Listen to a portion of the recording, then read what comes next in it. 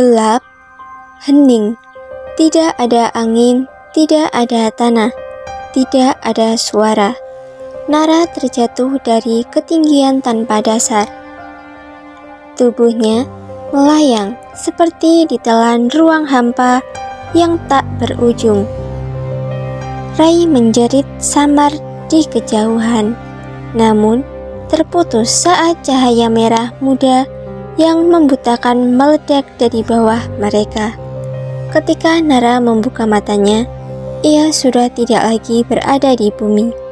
Ia berbaring di tengah hamparan rerumputan ungu yang berkilau seperti kaca basah. Langit di atasnya bukan biru, tapi perpaduan antara jingga, perak, dan ungu tua membentuk pusaran warna yang terus berubah. Di langit itu menggantung 2 bulan, satu merah darah, satu putih seperti susu. Nara, kamu lihat ini juga. Suara Rai terdengar pelan dari dekatnya. Ia menoleh. Rai terbaring tak jauh. Matanya membelalak memandangi langit. Nara duduk perlahan. Tubuhnya tidak sakit, tapi kepalanya terasa seperti baru diputar 100 kali. Mereka berdua memandangi sekeliling. Pohon-pohon tinggi seperti kristal menjulang di kejauhan, dan di tengah-tengah padang itu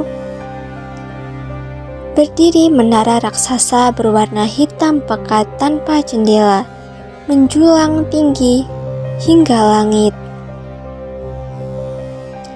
Tiba-tiba tanah bergetar.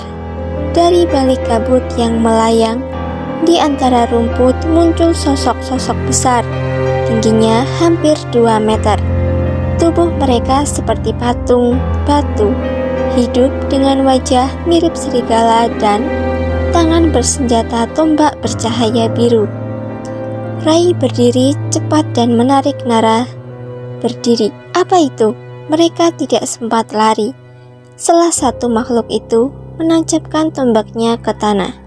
Cahaya membentuk lingkaran simbolik di sekitar mereka. Dalam sekejap, Nara dan Rai terkunci di dalam semacam sangkar energi transparan. Manusia tak bertanda, kata salah satu makhluk itu. Suaranya seperti 2 suara yang bicara bersamaan. Penyusup dunia terlarang. Kami tidak tahu kenapa kami ada di sini, seru Nara. Kami hanya menemukan gerbang. Gerbang ke-7 bukan untuk manusia biasa. Kalian harus diadili, balas makhluk itu datar. Cahaya dari tanah semakin terang.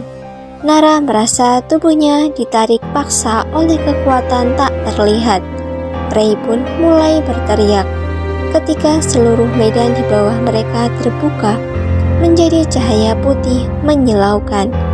Dan tiba-tiba mereka sudah berpindah lagi. Kini mereka berada di sebuah ruangan batu yang berkilau seperti kristal hitam. Dindingnya dihiasi simbol-simbol yang sama, seperti yang ada di buku. Simbol 7 elemen: api, air, angin, bumi, bayangan, waktu, dan jiwa. Di ujung ruangan duduklah seorang wanita tua dengan rambut putih menjuntai sampai tanah. Matanya tertutup kain emas.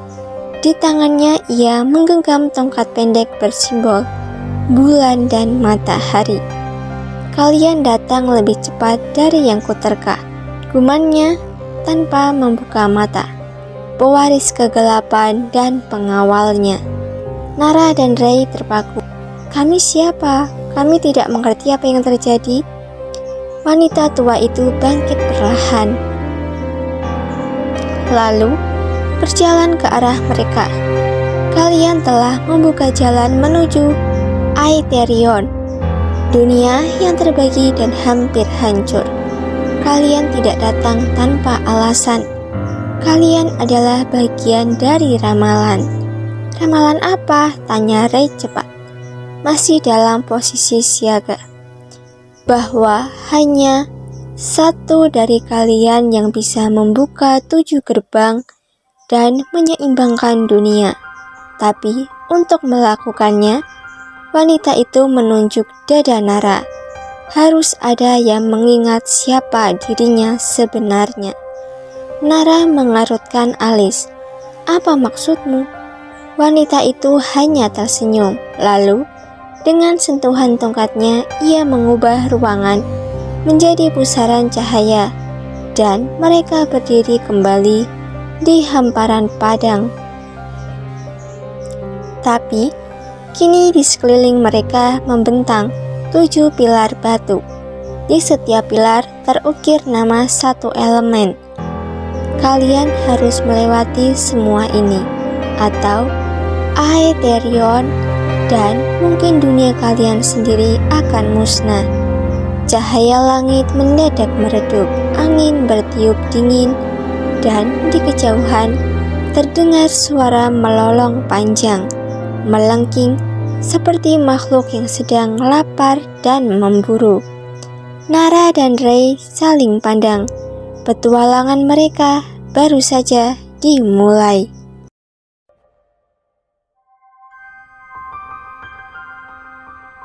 Langit Aetherion berubah, awan jingga menghitam, dan langit mulai berputar pelan, seolah menyadari 2 manusia asing telah menjejakkan kaki di tanahnya. Di depan Nara dan Rey, 7 pilar batu menjulang seperti penjaga purba. Di masing-masing pilar terukir simbol api, air, angin, bumi, bayangan, waktu, dan jiwa. Tapi hanya satu yang menyala, pilar bertanda api. Wanita tua bermata tertutup itu berdiri di belakang mereka. Tubuhnya seakan menyatu dengan kabut. Gerbang pertama yang membuka diri pada kalian adalah gerbang api. Disitulah kekuatan awalmu akan diuji. Nara menoleh bingung. Kenapa aku? Kenapa bukan Rey? Wanita itu tersenyum samar. Karena kau adalah kunci. Rey adalah perisai. Tiba-tiba, pilar api menyala terang. Tanah di sekitarnya retak dan membuka jalan menuju sebuah celah berbatu. Dipenuhi bara merah menyala di bawahnya. Hawa panas menyembur keluar, membuat Rey mundur. Kita harus masuk ke sana, tanya Rey. Nara menelan ludah. Tangannya gemetar, tapi dia melangkah lebih dulu. Kita tidak punya pilihan. Mereka melangkah menuruni lorong berbatu, melewati dinding-dinding dengan ukiran prajurit bersayap api dan naga bertanduk. Suhu semakin tinggi, dan di kejauhan terdengar suara gemuruh, seperti nafas makhluk raksasa yang tertidur. Di tengah gua, mereka tiba di sebuah aula terbuka, dipenuhi danau lava dan jembatan sempit menuju altar berbatu. Di atas altar itu berdiri sesosok pria bersirah merah marun, dengan rambut seperti api yang menyala, matanya hitam pekat. Namun, dari tangannya menyala bara merah menyala. Selamat datang di gerbang api, suaranya berat, bergema.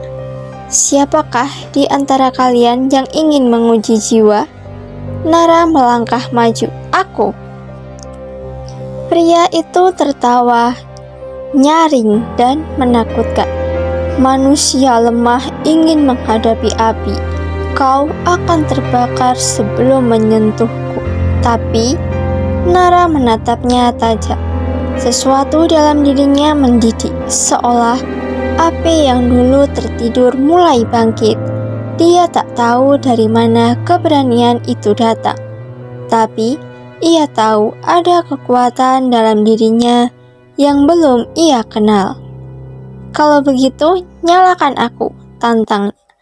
Pria itu melempar bola api besar ke arahnya. Nara mengangkat tangan refleks, tapi alih-alih terbakar, bola api itu berhenti di udara, berputar-putar dan mengecil lalu menyerap ke dalam tubuhnya. Tubuh Nara bergetar. Tiba-tiba tangannya memerah menyala. Urat-urat api menjalar dari lengan ke bahunya. Matanya bersinar jingga. Ray menatap dengan mata membelalak. "Apa itu barusan?" serunya. Pria berjubah merah itu kini diam. Kau menyerap apiku." Nara berdiri dengan nafas berat. Matanya tajam. "Aku tak tahu bagaimana caranya, tapi aku tahu ini milikku." Dengan satu ayunan tangannya, Nara melepaskan gelombang api ke arah pria itu. Api itu bukan merah biasa, melainkan biru terang seperti kobaran surgawi. Pria itu terhempas ke dinding batu, lalu tertawa keras. "Kau layak. Kekuatan api menerima tubuhmu, maka kau boleh melanjutkan perjalanan." Dia lalu berubah menjadi api dan menghilang, meninggalkan satu kekuatan kecil yang berputar di udara. Kekuatan api. Nara menyentuhnya, dan kekuatan itu masuk ke dadanya menyatu. Gua mulai berguncang. Lava naik. Ray menarik Nara. "Kita harus keluar sekarang." Mereka berlari menyeberangi jembatan, tapi di tengah jalan makhluk mengerikan muncul dari balik lava. Sebuah naga hitam dengan sayap api dan mata merah membara. Suaranya menggeram memenuhi seluruh gua. "Tidak, belum selesai," gumam Nara. Ray menarik pedang kristal yang tiba-tiba muncul dari punggungnya. Senjata yang muncul entah dari mana. "Aku akan lindungi kamu." "Kau pegang kekuatan itu, aku hadapi dia." Mereka bertarung. Pertarungan itu bukan pertarungan biasa. Ini adalah pertempuran dua anak manusia yang mulai menemukan siapa mereka sebenarnya di dunia yang menolak keberadaan mereka. Akhirnya, dengan gabungan api dari Nara dan tebasan Ray, naga itu hancur, menjadi abu dan berubah menjadi jembatan cahaya menuju permukaan. Saat mereka keluar dari gerbang api, cahaya merah dari pilar menyatu dengan tubuh Nara. Di langit, simbol api kini menyala di antara awan, dan suara wanita tua terdengar kembali. Gerbang pertama telah terbuka, tapi kalian belum melihat yang sesungguhnya. Angin dingin bertiup dari kejauhan.